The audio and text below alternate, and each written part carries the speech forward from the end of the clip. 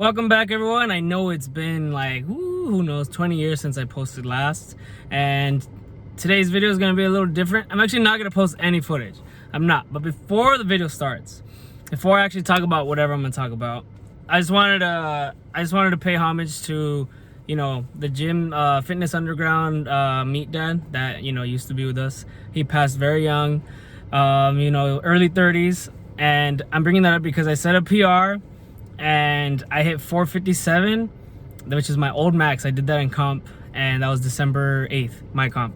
And I did it, and it was very easy. And everyone said I could have done more, but more importantly, every lift I did, all 9 attempts. Chris, his name was Chris Palomares, and he was very supportive. He was a meat dad. He was always at the meets, recording, supporting everyone. He didn't have to do that. He took the time out of his day because he loved powerlifting so much. He would coach he would coach people, not everyone, but he would coach people. He's very supportive. Such a nice guy. He loved powerlifting. That was his life. He was there to watch me, and he was so supportive on all my lifts. He told me like how fast they all were and how much more I could have done. And it means so much to me because I saw him on my meet and he was there, and like he died very like within that, like I saw him right before he died at my meet.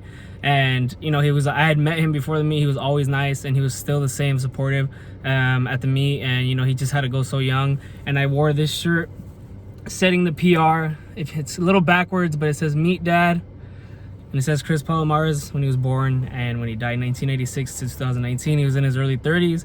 And I just wanted to pay homage to him, just letting his spirit, his soul, he's resting in peace, knowing that people still think about him, his loved ones, his friends, his powerlifting friends, his actual friends. I just wanted to pay homage to him because if I didn't wear that shirt, I specifically wore that shirt for this PR because he was there to see me do 457. That's the most I've ever deadlifted in my life. And today I did it for 3, and it was very easy, and I felt like he was there doing it with me. And I probably couldn't have done it without the shirt, to be honest. I know that sounds ridiculous, but I needed that support, and I just had it from someone who's not even here anymore. And that just shows the impact he had on the gym and on me and just on powerlifting in general. So without further ado, this video is going to be different. I'm not going to post any videos, just going to be me talking about what it's like to be a personal trainer. My life was not a personal trainer. I didn't have a life or career as a personal trainer. Not 5 years, not 10 years. Honestly, it was barely a year. But in my experiences, anyone out there who wants to be a personal trainer, only aspiring personal trainers, whoever is already a personal trainer, this video is kind of pointless unless you want to disagree with me or agree with me, whatever. But more for aspiring personal trainers, that was me at one point. I used to be that. But honestly, now it's not like what it used to be because I started off in a commercial gym. I had trained people before I became a certified personal trainer, and I did it for fun, for free, for very cheap, just to help my friends out or my family. And I did it in a commercial gym, and I'm just gonna talk about, I'm not gonna say the gym I did it at, but this specific gym is a commercial gym. Take a wild guess. They take 80% of your commission.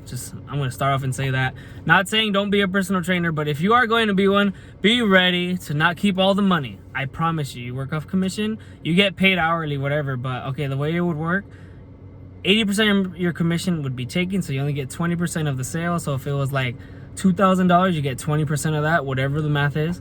And you have to walk the floor. If you're an introvert, good luck with that. If you're a very shy introvert who doesn't like meeting new people or just being a little out of the box, thinking out of the box, or just being open-minded, it's gonna be hard. You're gonna probably have some anxiety. I didn't, and I'm not saying it was easy for me to walk the floor and talk to people and ask them if they wanted training, but it takes some getting used to, especially if you're not good at talking. If you just don't like talking or you're just shy, just know you're gonna have to do that. You're gonna have to. You're gonna have to turn it over with the salespeople. They're gonna, bring you someone, and you're gonna try to convince them to buy the package. You may not get the actual sale. The sales guy might get it, and you just train someone. You didn't get any commission. You have to talk at the front desk to people like, oh, hey, try a free session with me. Obviously, you say more than just that. You have to really talk. You really persuade people. You're kind of like a real estate agent, honestly. It's a lot of it is on you. It's not really given to you. In my experience, there's some gyms that give you clients. I don't really know, but I'm just talking about my experience, and it could be your experience.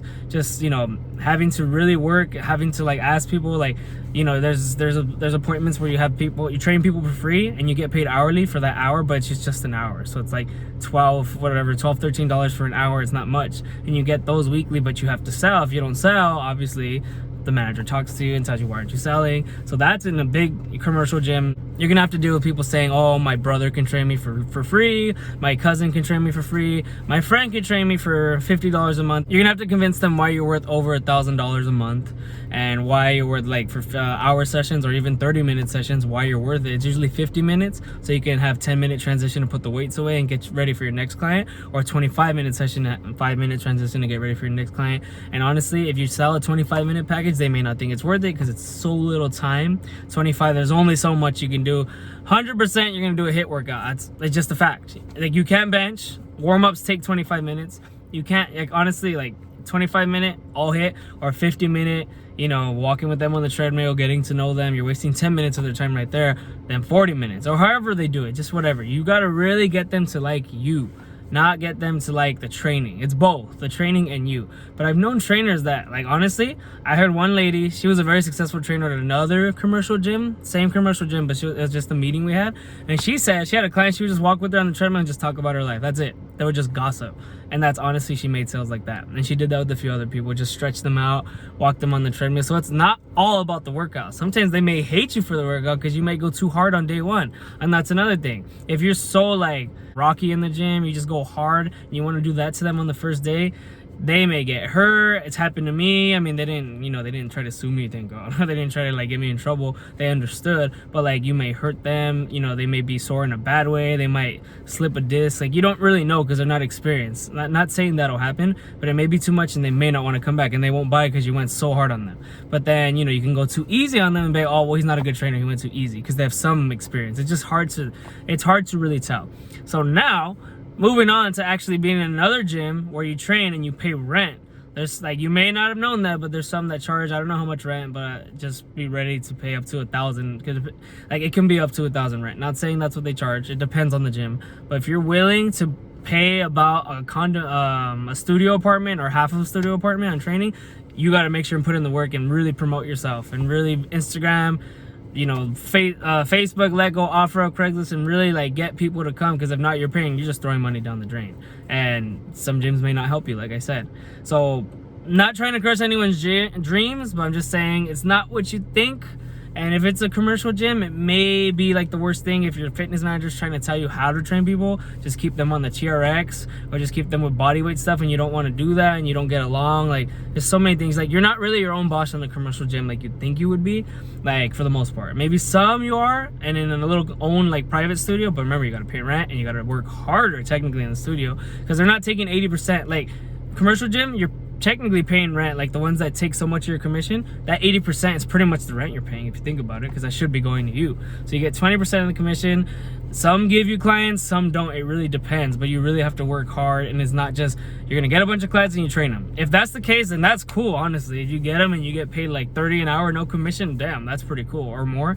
But, you know, it's a lot of, like, self-made stuff, like a lot of hard work that people don't really tell you about. And like, when you get a degree, like kinesiology, exercise science, they don't train you how to be a personal trainer. Like, they train you the science and this and that, but they don't really train you how to work out. They train you the science of this, and maybe the professors know about working out, but every class I've ever taken for kinesiology, I'm almost graduating, they don't really teach you how to work out. Honestly, they really don't. And if you get certified, like with NASM or any other or whatever, yeah, they teach you, but you're not gonna be a pro just from that. You know, I've been working out for 12 years, and someone who has, like, you know, got their NASM certificate before me and only been working out for a year, not necessarily going to mean they know more. It's not always about the certificate. It's about the experience and getting to know like, every client's different. Getting to know them, you know, modifying things or progressing things based on their needs. You know, they all don't want the same. Some are not mobile.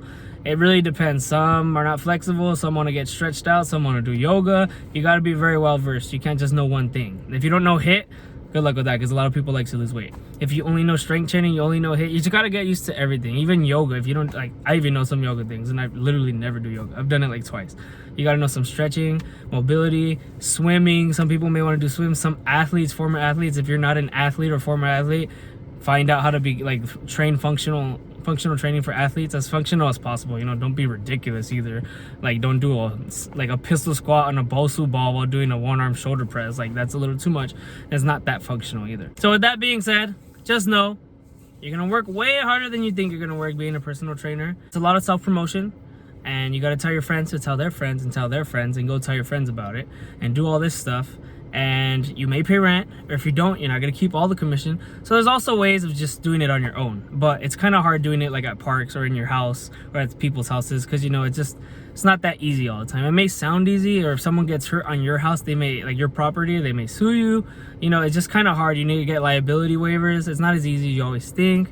You know, you want to pay, if you're at a commercial gym and someone's like, can I just pay you? I don't want to pay over $1,000 for your training. I like your training, but I don't want to pay that much money. You got to be careful, because, you know, I mean, you could do it, but like you might get in trouble. You know, if you train people at gyms as like a secret personal trainer, their fitness manager might come up to you and be like, hey, you can't train people here, because that's what we do. We have our own personal trainers. You know, it's happened to people before. I've seen it happen as a trainer where I worked, and I've seen it happen when I was doing that. I was training people, and I wasn't a trainer at that gym, but it was my cousin who just, you know, she just had a baby, so I didn't really care. Like, it's not like I'm doing it to someone who was a potential client. It was my family. It's no big deal. I didn't mean to discourage anyone. If you want to be a personal trainer, work your ass off. It's so much mental work. It's not really physical. It's a lot of mental work, a lot of mental stress. If you want that and you live for that and you're so dedicated, determined, be ready to go hunt for that money and promote yourself, and be ready to, like I said, get ready to pay some rent, and be ready to then maybe, you know, keep all the rent. You just gotta look for people, really look for people, work hard. I wish everyone the best of luck. Just saying, know what to expect. Don't forget to like, share, comment, subscribe.